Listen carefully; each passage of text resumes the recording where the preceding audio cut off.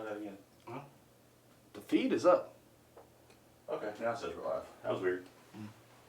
See?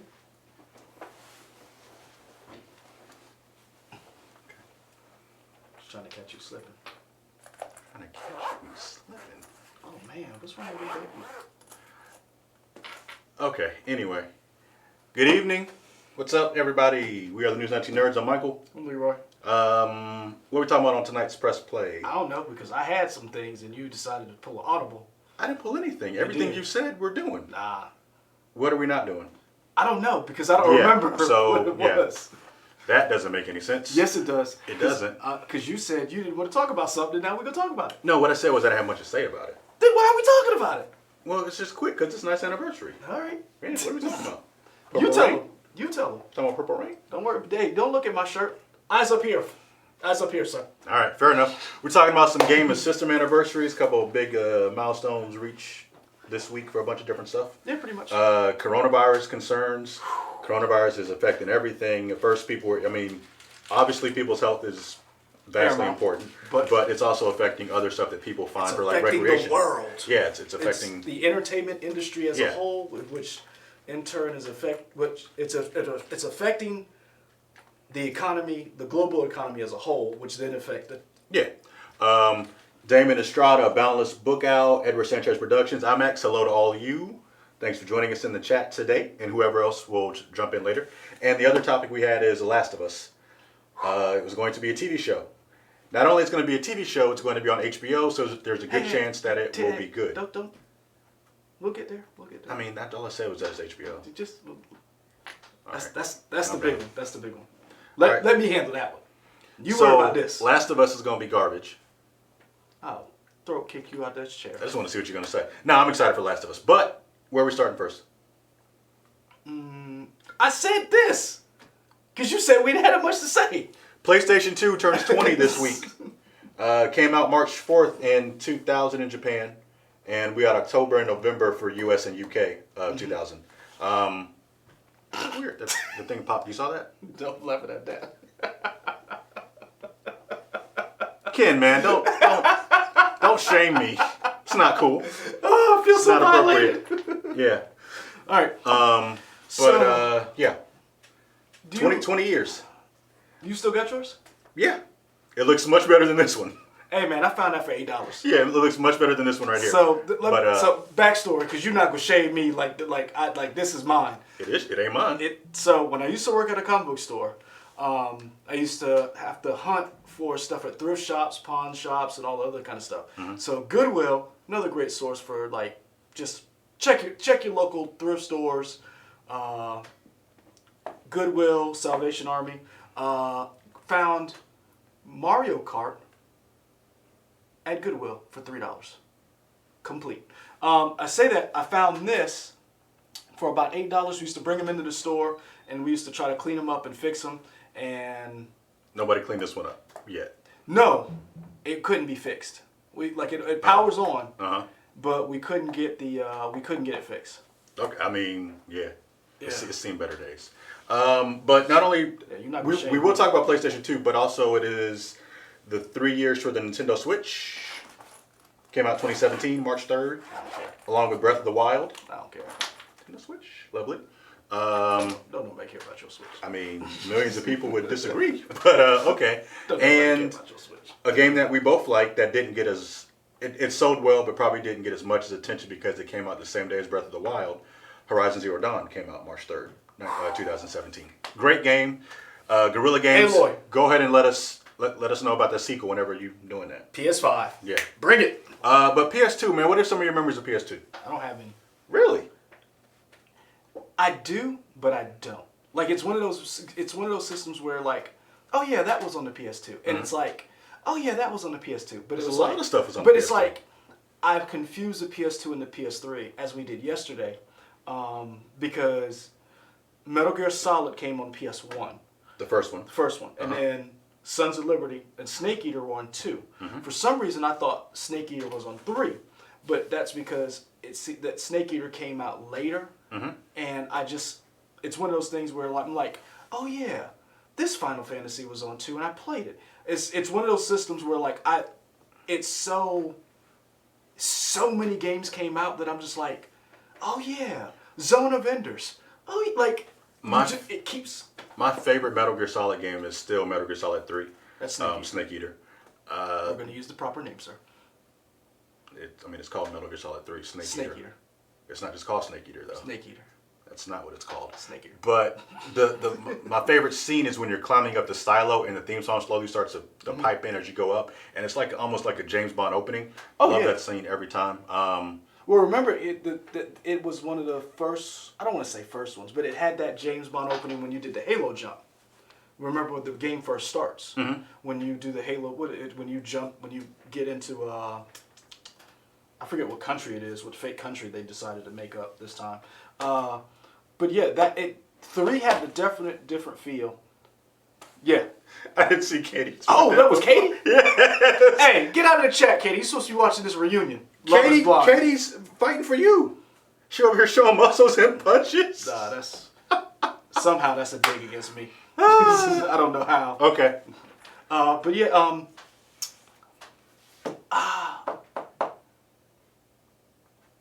I'm trying to think of what else was on PS2. Bouncer was one of the first games. I remember buying that. You bought Bouncer? I love Bouncer. I mean, short. It looked good at the time because it was Square Soft. I don't think it was Square Enix. I think it was still Square Soft. And people were like, "Oh, this is cool." Yeah, it was something. It was something. Square Enix. Well, I think they're Square Enix now. Every time you pop up, but were they Square Enix then? Square Soft and Dream Factory. Yeah. Yeah, that was cool. Also, you had Smuggler's Run. Of course, you had Grand Theft Auto 3. You had Grand Theft Auto San Andreas, Vice City, all that stuff. I mean, just a huge system. And I guess the big Trojan horse of the whole system was it was a DVD player. Yep. A lot of people's first DVD players. I mean, that helped propel it to be the best-selling console of all time. Hell, I don't own a standalone Blu-ray player.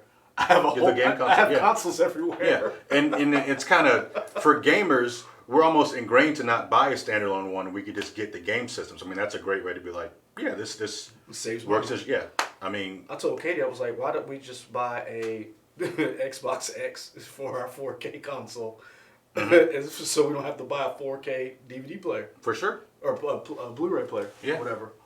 So what are we getting in the chat here for people games they were playing? Street Fighter Alpha 2. Yeah. Do you guys remember the back and forth character specific intros before fights on Street Fighter Alpha 2 and Alpha 3?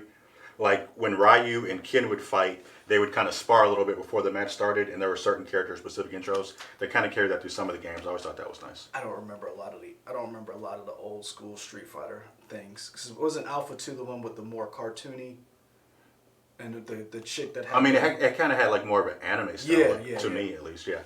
Yeah, that's the one I remember. Yeah. San Andreas was the best game on PS2. I think that's the best-selling game on PS2. I believe San Andreas was. If not the best, one of the best. But yeah, that was a very popular game. Better memories from Xbox and GameCube. Okay. Interesting. Everybody has their own console. Yeah. So that's it for PS2. Want to get that out of the way. Just say happy 20th birthday. Your success led to PS3, PS4, and eventually PS5. So I'm excited for that. Led to everything. What do you mean led to everything? I mean, what the gaming as we know it now. Like it literally cracked the door open to be this whole, because it was the first console that had a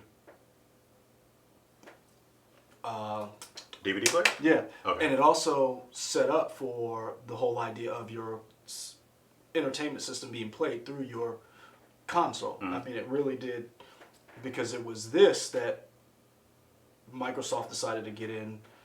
That, I mean, it's just, when you really think about what the PS2 is, I don't want to say it's the grandfather of gaming, but it really did set the tone for what we see now. I'll give you part of that, sure. Because the little hole in the back for, remember, it didn't come out in the beginning. The network adapter. Yeah, network adapter. But I mean, Dreamcast was doing that before. Yeah, but it was ahead of its time. Dreamcast was... Don't sleep on the Dreamcast, y'all. That system was... You know what Dreamcast was? What? Dreamcast was old boy from Terminator who came back in time. Okay. And Michael Biehn. Yeah, nobody wanted to believe what... Nobody wanted to believe. Yeah. That's Dreamcast. Okay. Dreamcast was the guy who tried to tell y'all the Terminator was real. Dreamcast is the father of John Connor. I don't even know where to go with that. You know I'm right. So, next topic. Who's that? Anna Grace. No. What's she want? You tell me what the next topic is. You tell me. I'm typing something. I don't know. What do you want to go to? Let's do your Last of Us. I mean, what do you want to? Yeah. I was going to do coronavirus. Then pick coronavirus. I just said that. I'm not going to have you bullying me. First, you objectified me on the stream, and the chatter saw it. There's evidence. You're right. So, we've been talking about the coronavirus at work. We want to, how do we say this? It is a big deal. It is worldwide. There are over 100,000 cases of it. However, the death rate, correct me if I'm wrong, has been low compared to other viruses that are out there. I mean, yeah, because at least in terms of the U.S., the flu is still killing way more people than the coronavirus is at this point. Flu is still number one when it comes to taking people out. Yeah, but the reason why we bring it up is just because now it's affecting. A lot of times people will look at leisure stuff as ways to get away from like the news, but even if you can't do that because now the coronavirus is affecting those leisurely pastime stuff. So if you look at right now, the coronavirus for us when it comes to nerd stuff, we talked about it before. Last week we talked about possibility of movie release dates being changed, conventions being affected. So GDC was canceled last week Friday. Postponed. They say it's postponed. They're going to try to have it in the summer. Emerald City Comic Con is next week, March 12th, 13th, and 15th, I believe. It was next week. So before today, it was still scheduled. And before today, you had a huge amount of corporate sponsors pulling out. DC Comics, Del Rey Books, Dark Horse Comics. And keep in mind, Dark Horse is based in Seattle. So to have Dark Horse pull out was a big deal. Because literally, you can just go hopefully walk down the street. Right. And so you saw that. Then you had Diamond Publishing, the monopoly arm of basically the only distributor of comics. And then today, around 1 o'clock, I believe it was, our time, East Coast. Yeah, something like that. They were like, we're going to postpone it. They're going to try to move it to the summer. So EC, and then also, I don't know if you guys know, DC Comics said, or Warner Brothers for DC, said we're going to cancel all of our events for the month of March. So that means Superman Red Sun premiere got canceled. Any kind of little mini cons or anything that they would have attended for the month of March, they just said that we're not going to send our employees. That's a big deal. And today, the big thing that we had happen today was South by Southwest was canceled. Here's the NPR story I want to read. And I went online and I looked at the people who live in Austin. Some of the people in Austin are happy it's being canceled because this is why. Who's this? Who wrote this article? I just said NPR. Who wrote it?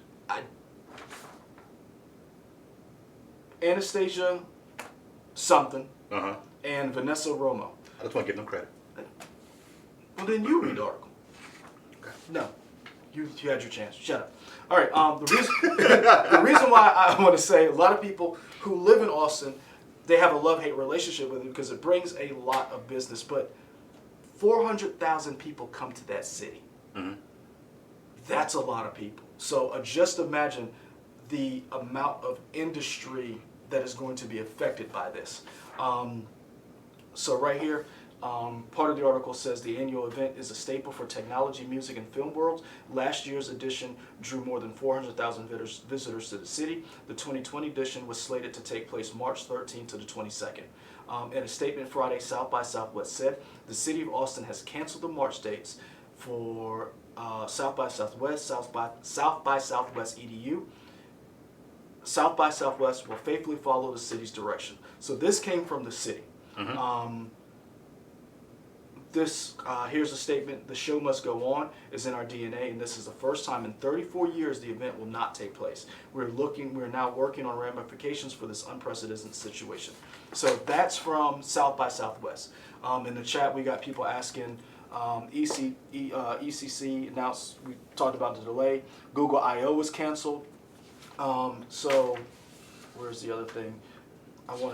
I don't know where my article is, but there was GDC being canceled, Google I/O, PAX, people were pulling out of PAX East.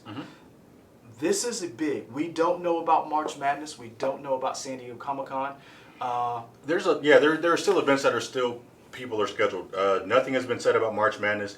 That would be, I think that's when people start to realize how big this is, because there are still people who think it's not a big deal because it hasn't really hit the U.S. hard yet.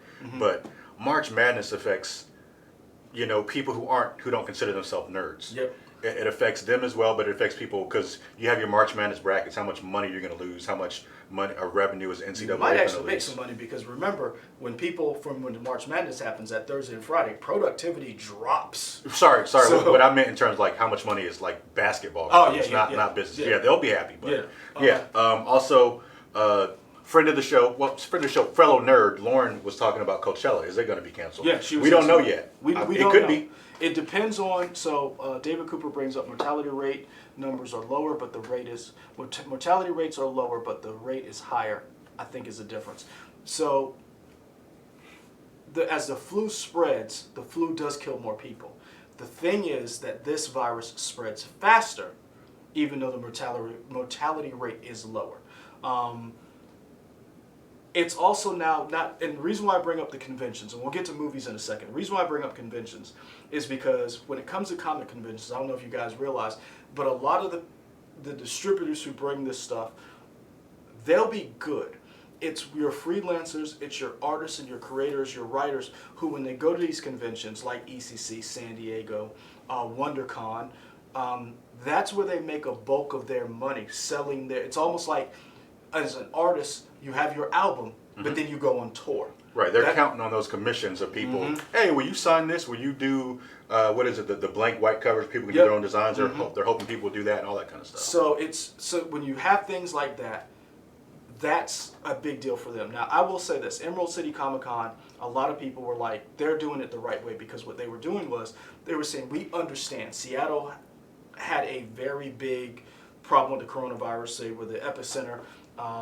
So I mean, it looks like they've had at last check 9 deaths in Washington State. And so if they were like, hey, we on our website we have a form, a refund form for people who were coming to the convention, distributors, for creators, and we're saying, hey, we're gonna like.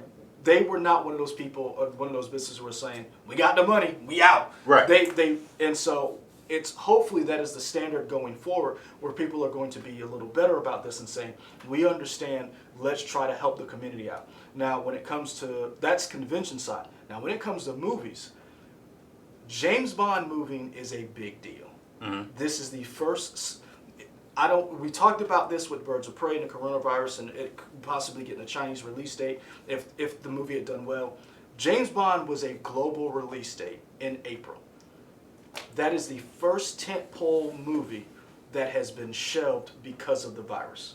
It is now moved to November. Yep. It was coming out in April, so now it's in November the 20th. It's coming out November the 25th, which is strange that it was coming out in April anyway, because if you look at every single James Bond movie, they all came out in November. There was one that didn't. One of the. Not one of the recent ones. Yeah, one of the Daniel Craig ones didn't come out in November. All of them came out in November. One of them came out in October. Which one? One of the Daniel Craig ones. According to IMDb, all of them came out in November. Casino Royale, Quantum of Yep. Solace, Skyfall, Spectre. One of them came out in October. You have to look that up because what I got was all of them came out in November. Now, this is the thing that's interesting. The reason why we bring it up is because here are the November movies that are coming out, the big November movies, and their studio. Dune, Garbage. Warner Brothers. Sometimes I'd like to poke you. When the screen goes to black, a murder has been committed. There will be an assault. Eternals, Disney. Godzilla vs. King Kong, Warner Brothers. Raya and the Last Dragon, Disney. Clifford the Big Red Dog, Paramount. So James Bond is moving into that arena. So what you're going to see now is, does James Bond compete with Godzilla? Does James Bond compete with Dune? movies from the same studio. One of those movies is going to move. What's the last one you got? Which way over here? No, Clifford? Disney thing. What's that? Ray and the Last Dragon. Okay. So that's Disney. So think about it. You're competing for the same dollars, and you're from the same. So Dune, Warner Brothers. Godzilla vs. Kong, Warner Brothers. Which one of those moves? I don't know. I mean, because Warner Brothers doesn't want 3 competing movies in the same month because you're basically taking money away from each other. wait, what's the third competing movie? Bond. Bond's not Warner Brothers. Bond's like United Artists Releasing. I thought more. Isn't that And Universal. Isn't that a subsidiary? No. Oh, correct. Correction. Thank you. Thank you. But not 3, 2. Yeah, yeah, So, okay, all right. So which one? In other words, basically this goes back to what happened with Warner Brothers and Batman versus Superman and Disney and Captain America. Yeah. Who moves? I feel like Godzilla vs. Kong could move. Only because I don't know that the reception for the Godzilla King of the Monsters was great. I enjoyed it, but But I it wasn't don't think it was. commercial I don't think it was like. But huge. remember, same thing with Dune. I mean, not Dune. Blade Runner 2049. Commercial. I don't want to say failure, but it was a critical success. Right. I mean, critics loved it. I loved it. Didn't make that much money. Right. Yeah. I mean, I could see them moving Godzilla to maybe December. No. Why not? If you're moving it, you're not moving it a month. You're moving it. You're moving it next year, and that's why I said I don't see this as the first. I don't see this as the first movie. Somebody brought up Mulan in the chat. Zayla Naru brings it up, and I know somebody else brought it up, and I don't want to just. Mulan is scheduled for March the 27th. That's a $200 million budgeted movie. It was depending on a Chinese release date. It is a historic Chinese folklore movie. The coronavirus is, and we're not trying to panic people. What we're trying to say is, this virus and the concern for it is causing ripple effects within the entertainment industry. And A couple of studios have said they're still staying on track. Yes. Which is cool. So that's why I feel like Disney isn't moving stuff because they've already said they're not moving Black Widow. Yes. They said Black Widow's staying May 1st, and they Universal also said Fast and Furious 9 is staying where it's supposed to be. So those are pretty big movies that are like, nah, we're good. There was a movie from Paramount that's supposed to be coming out. Bloodshot. That's Sony. I thought it was. Oh no. It's Sony. So hold on. So the hard line must be Paramount. The other movie that they Could be. I don't know. from the about Valiant that one. I'm not Universe. familiar with that one. Yeah. Yeah. But yeah, they said they're staying the course. Speaking of Paramount, though, I'm pretty sure Paramount and Skydance.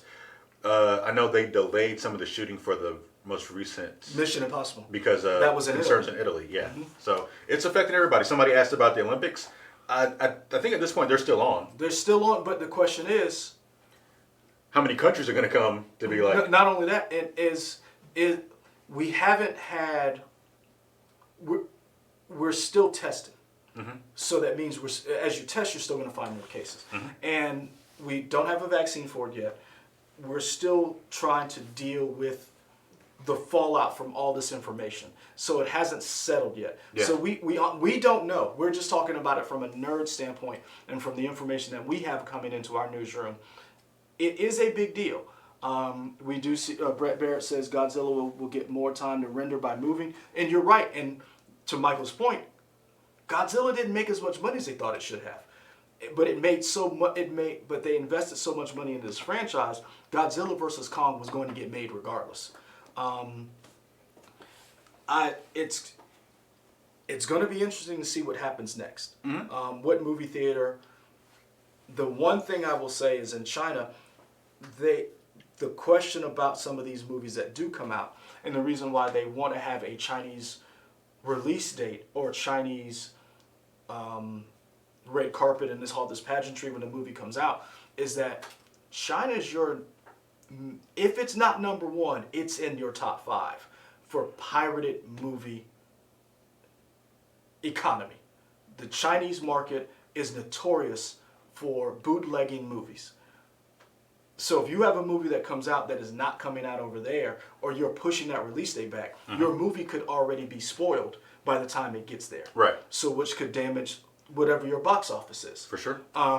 So that's the concern for a lot of these movies going forward. Godzilla Eyes Were Too Human, not really a cult, not really a big game. But see, Peijan J, this is what I will say.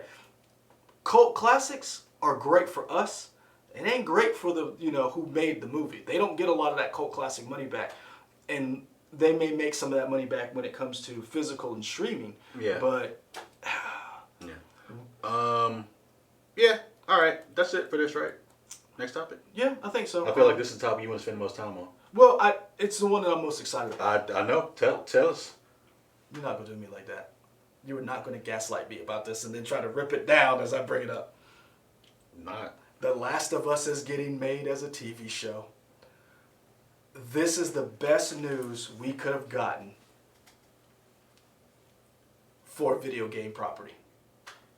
Because you think it has the strongest story? No, because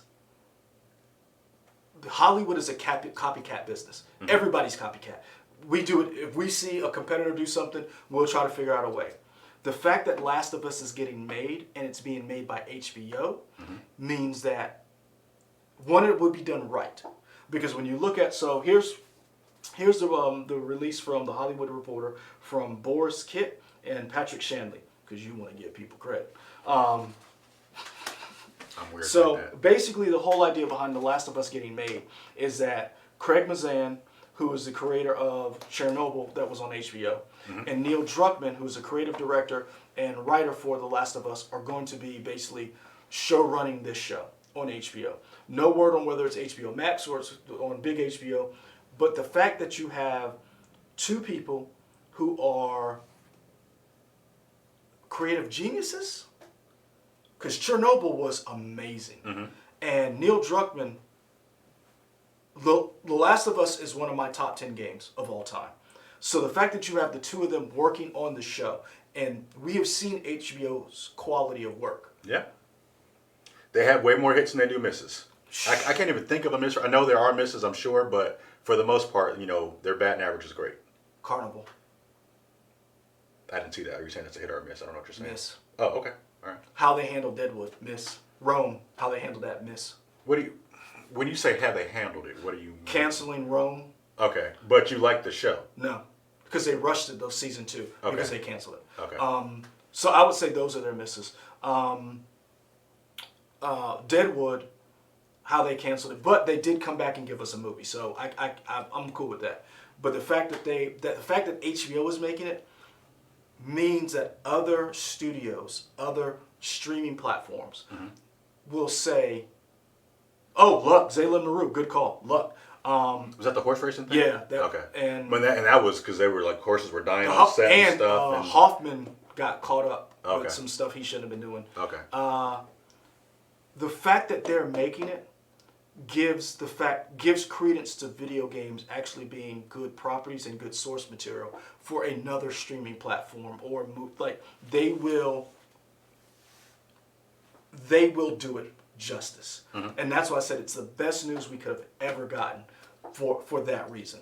Okay.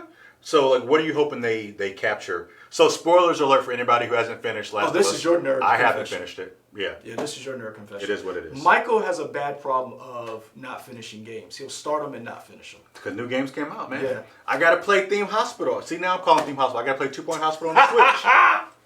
That's what you get. I mean, Theme Hospital was good on PlayStation 1. But, yeah. So, what are you hoping what are the big story beats that you're hoping to see transfer from the game to the show? Give us examples. No, I mean, this is the thing. I want all of it, but I don't care what they do. Because whatever they do, I believe they will do well. So BB is asking. What about the Last of Us? What is it? Okay, so Last of Us, for those of you who don't know, it stars Joel and Ellie. Ellie is a little girl that Joel is tasked with getting to a medical facility after the outbreak of a global pandemic. The global pandemic turns people into... Yes, Brian Barrett, it is. The global pandemic turns people into zombies. If it doesn't kill you outright, you turn into zombies or clickers. Or some are clickers and some of them. But it's very dark. It's gritty. Unlike The Last of Us on the game, I think the show will get into those relationships and those cutscenes that you got. Mm-hmm. But I don't care what story beats they do and don't do. Okay. As long as they get the core characters together. Mm-hmm. Joel is a smuggler, and his daughter was killed at the beginning of the pandemic. So Ellie's kind of his surrogate daughter, who she seems to be a carrier of the vaccine that would help basically save the world. Mm-hmm. That's game one. Now we know we're getting a sequel, so we don't know where the actual show will start. The sequel could start after the first game. We don't know. Yeah. The thing that they said, one of the cool things about this game is that Ellie and Joel, Zayla Maru, it really is, imagine 28 weeks later, mm-hmm. a little bit of that kind of with The Walking Dead, but not so slow, mm-hmm. I would say. Kind of like The Quiet Place 2. How when you have the monsters, but people are just as bad. Right. You have a lot of that in there. Ellie isn't just this waif who can't do anything. Who was Ellie originally modeled after? Ellen Page. Ellen Page, and then they're like, "Oh, we need to change this before she sues us." Well, she still kind of is. I mean, if you look at it, the game, it's... Yeah, but she don't look like the original character model. I was like, "Oh, that's definitely Ellen Page." Yeah, they changed it slightly. Well, it's one of those games where Vivi, so it's Walking Dead with kind of like with the twist, but I'm gonna be honest with you. As much as I love the book The Walking Dead, and as much as I enjoyed the show, The Last of Us is better. Because there are moments in the game as you're playing it that you're just like, did they do that? And it's it is just it just beats you over the head. There's like great moments and then there are like painful moments. And I wonder, is this show going to be rewatchable? Because for a lot of people, the one thing I've always heard about The Last of Us is incredible, but they can't really go back and play it again because it is so... I have. Now, for me personally, I hear the opposite. Is that really? they enjoyed it the first time. They don't want to go back to it again because it is just such. Courtney cuts The Walking Dead with an actual beginning, middle, and end. Yeah, yeah, yeah. But yeah, it's just such an intense show that our intense game. They're like, I did it once and I'm good. There are some people. So I wonder if it's going to be some people are like that with BioShock. Yeah. With some of the BioShock games. Some people were like that with Dead Space, but I'm probably a twisted individual, so I can play this stuff over and over again. I make no apologies for that.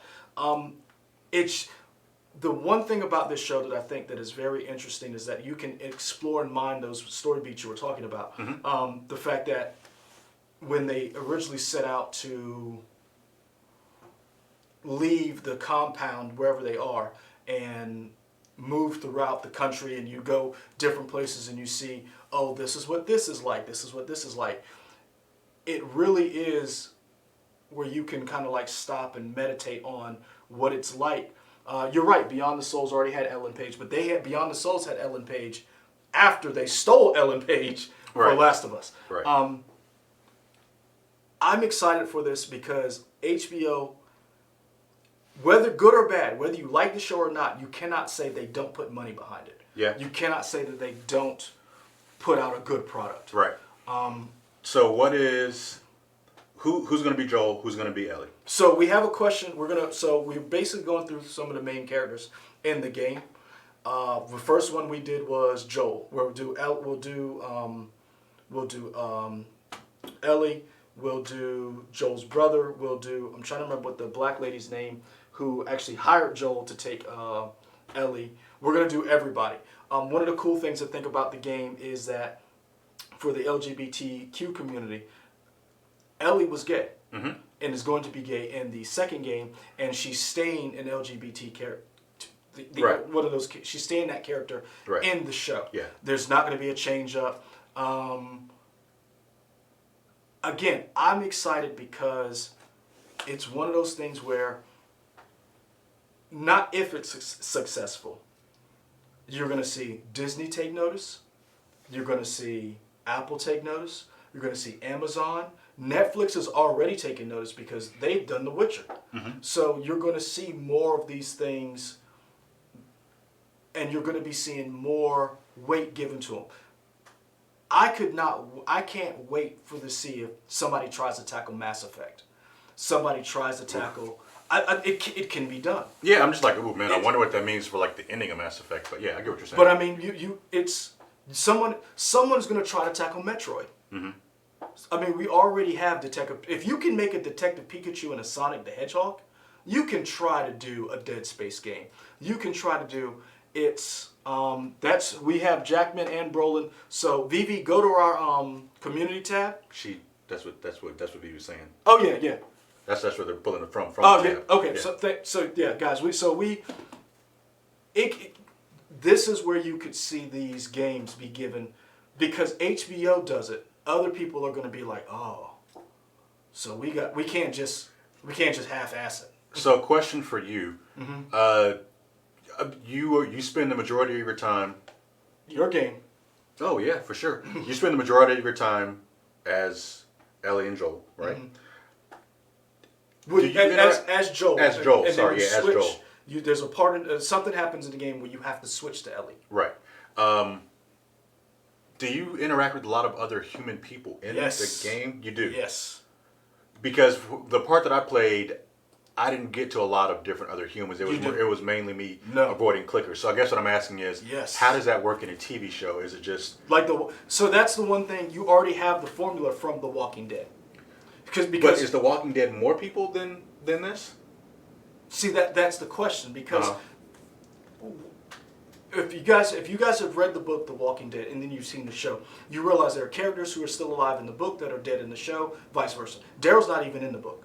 So the game will give you an opportunity to have these two you will have these two characters, but you could have other characters that are maybe given more weight that you just meet in passing. There's a situation where you meet a friend of Joel's who's like this dude out there in the boonies, and he's out there with not to spoil it if you guys have played it, but he's out there with a friend of his, and something happens between your relationship with this guy where he's like, just get the hell out, man. And he could become a bigger part of the show. So that's why I said, Ken from Chicago, that's the best way to say it. The Last of Us is basically a road trip. The worst road trip. Have you guys ever watched The Road or read The Road from Cormac McCarthy? That's what The Last of Us is. A happier The Road. Antoine Allen says, I say let Troy Baker do it. And I like the idea of these voice actors getting to play the people that they do in the video games. Like, I like the idea of Nolan North getting to be Nathan Drake. I like that. Better than Mark Wahlberg. Yeah. But yeah, I think Troy Baker, everything he does, I really enjoy. So I think that would be interesting. It would be. It would be cool if you just had him as a part of somebody who's on the show helping. Yeah. Like I hope that, I understand games and movies or shows are totally different, but the fact that Neil Druckmann is working on the game, who worked on the game, is on board for the show, he will be able to pull some of these people who are like, okay, help me help this person, this actor we've cast, or these writers. You guys are pulling some great references to kind of get the idea of what this game is going to translate to. I wonder how involved Druckmann's going to be, and what that means for future games past Last of Us Part 2. Because in terms of time, I wonder how much time he's going to be able to devote to the show. Because I know he's going to give it his all. I'm not worried about that. I just wonder if that means a game that Naughty Dog was working on may be pushed back farther away because he's not there to give his guidance over it. I don't know, because that's more of a rhetorical, just throwing it out there. And I guess this is where I wish we understood more. And if you are out there or in the gaming world and it would be nice to know how games are plotted out. We know how a movie works because we've been behind the scenes. We've never really gotten from beginning to end how a game is made and how much. I think the best way you can describe, the best example you can do is that documentary you watched about the God of War. So it would be nice to know how much involved he was or is in gaming as far as the plotting of a game, to see how much time he could devote. One of the things that I think is interesting, which it does give me some hesitation. This is the first collaboration between Sony Television Pictures and PlayStation Productions, which I'm hoping this means Sony is not going to start their own streaming service, which means they're just going to make properties and say, here you go, Disney. And distribute it to whoever. Mm-hmm. Yeah. So I'm hoping that is what is going forward. I'm hoping there's enough. I liked Powers the comic. Mm-hmm. I thought Powers the show was a little. It wasn't as it didn't live up to my expectation, mm-hmm. and it was on the PlayStation Network or whatever. Right. And I would have liked to have seen that been given its fair shake, or a budget behind it. So you mentioned, who were the two companies you just mentioned? Sony Television Productions. Sony Television and PlayStation Productions. And we know one of those kind of recently got reformatted when they were talking about, we're going to focus on mm-hmm. these properties and turning them into movie and television, all that stuff. I hope that if this show is successful, which by all accounts it should be, mm-hmm. maybe that will also help the Uncharted movie. Because who's chat? Let us know. Tom Holland. Right. Yeah, who's attached to direct now? Somebody new was attached, and I can't remember who it is. We said who it was, but it wasn't Travis Knight because he left. No. Like the last thing we said was about Travis Knight. Then he left, and I don't know who.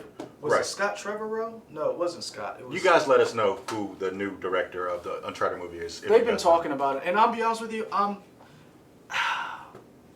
just. It's hard for me to get excited about Uncharted because of how many times we've been. It's coming, and then it's not coming, mm-hmm. and I'll be honest with you, if you're not getting Nathan Fillion, stop, mm-hmm. and because we've seen Damon Estrada, Assassin's Creed would have been great, but I just don't know if, and this is where I say to you, I'm not excited about Uncharted because we've been let down so much, and we saw an Assassin's Creed movie, and I was let down so much, so. I'm hoping that this right here will give people an idea of what a great video game show could be. Mm-hmm. And they say, okay, don't just do the same thing. Don't get something gritty and be like, okay, I'm going to make Dead Island again. Take Metroid. Right. Take BioShock. Take something and then say, let's make that great. Yeah. And I'm hoping that's why I said, this is the best news, because I feel like if HBO does something, everybody else follows suit trying to be just as good. Because HBO was doing appointment television for the longest. They're still doing it. Yeah. And Netflix said, we want to do that too. And they made House of Cards. The guy who did Venom. So is that Fleischer? The first one? Because Gollum is doing this. Yeah, Circus is doing Venom too. It must be the first one. I think it's the first one. But okay, that's cool. Anything else you want to hit? No, I'm excited. You guys brought up a lot of good things. Army of Two. Doing Fleischer. That's what I'm saying. Army of Two would be a great. Army of Two could basically be what's the Cinemax mercenary Strike show? Back? Yeah. I mean, it's called Strike Back? Yeah. Yeah. And I don't know if you guys remember, Army of Two was in production, or it was in the development stages with Jamie Foxx. Jamie Foxx was interested in making it back in the day. Wasn't there supposed to be a Kane and Lynch movie? Yep. Yeah, I kind of remember hearing about that. I mean, you have so many of these different games that would be great vehicles. Mortal Kombat. I'm excited for it. See, but hopefully Mortal Kombat. See, that's what I'm hoping Mortal Kombat is. Mm-hmm. That first one that's like, oh, you don't just need furry creatures to make a good video game movie. You mm-hmm. could make a great video game movie with this property if it's done right. Yeah, sure.